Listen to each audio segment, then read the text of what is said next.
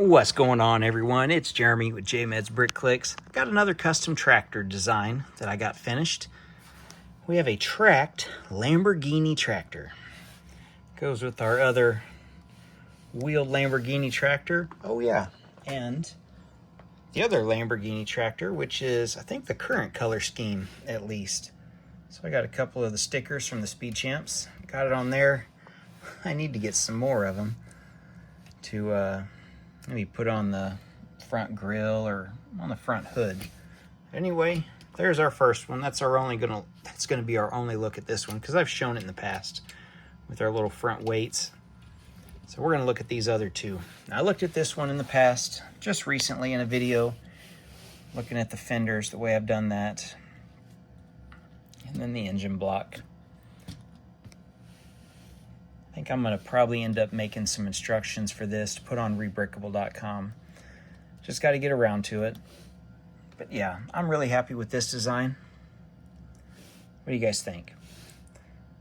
Lego doesn't really give you a lot of options for, it's like I really wish the Chevron tire was made in a thinner tire.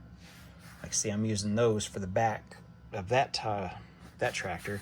I wish we had this tread pattern on that size tire, or something smaller, even like this wouldn't be bad either. Just try to get some of these tires, some pretty thick front tires, but it's about the best I can do, especially with orange, because you're really limited on orange. So there's that one, there's that one. Move him on, him get back to work. Let's look at the newest one. That's our tracked one.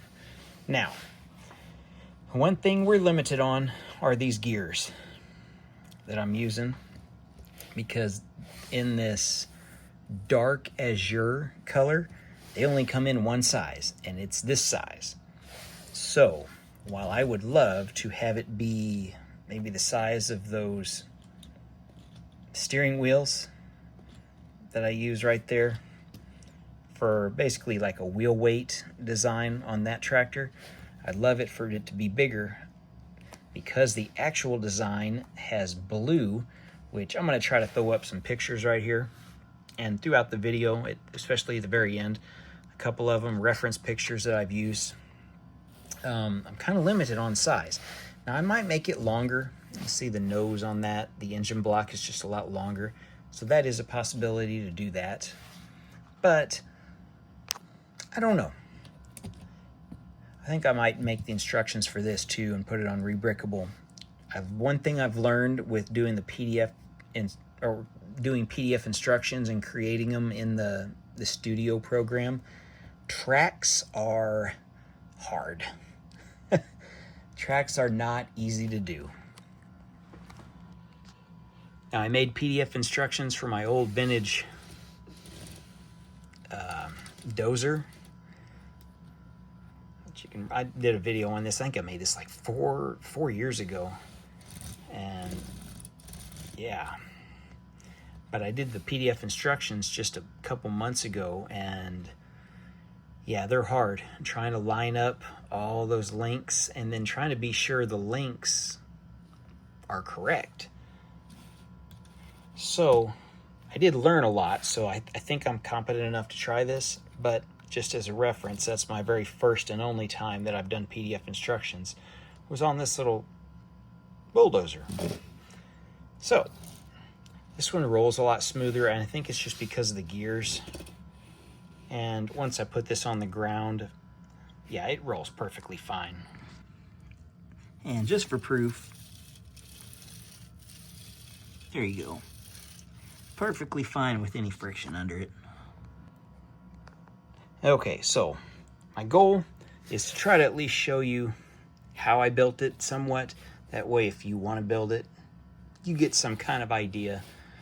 If I ever get around to doing the instructions, well, you get a better idea. But anyway, there's our bottom of it. You can see the pieces used. Head on, using the headlights sticking out on both sides. An hour. We've got our exhaust. And the engine block, you just try to use different pieces. Anything that's just not a square piece, just to give it that definition look, that, I don't know, engine look to it. Because if you just do a big square brick, it looks like crap. It just looks so plain. I mean, that's why I spend a lot of time trying to just get random pieces and see what works, where it makes it look like there's different things going on there.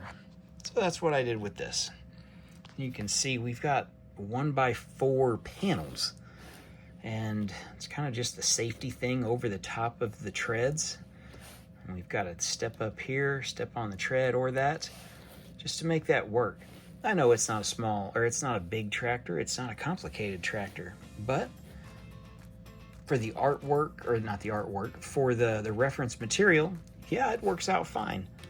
And I've got a friend who's a big Lamborghini tractor fan, so I figured, why not? I had some of those gears, and really that was the hardest piece to get, are those gears, just because they're not very common at all. So once you get those, a lot of these others, that color is not very common either, the dark azure, but you get a few of them in a couple random packs or random classic sets where you just get a bunch of random stuff, and sure, off you go.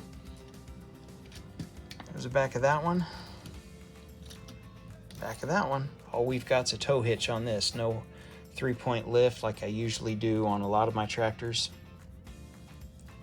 But anyway, I think that's it for now, guys. Hopefully you liked it. Hopefully you learned something. I'm going to put this on the farm just so you see. Whoa, we're not phone. Okay, now we're focused. I'm going to show you what it looks like on my Lego farm. So yeah, we're still in planting season, but what's it look like on the farm? Sure, it works fine. Let's see what it looks like on the driveway. All right. And we'll just bring it right back over here where it was. Let's zoom out a little bit. Sure, it works totally fine on the farm. What do you think? All right, thanks for watching, everyone. Check out my other farming videos. I got plenty. I got hundreds. If you're interested, check those out, and we'll see you in the next one.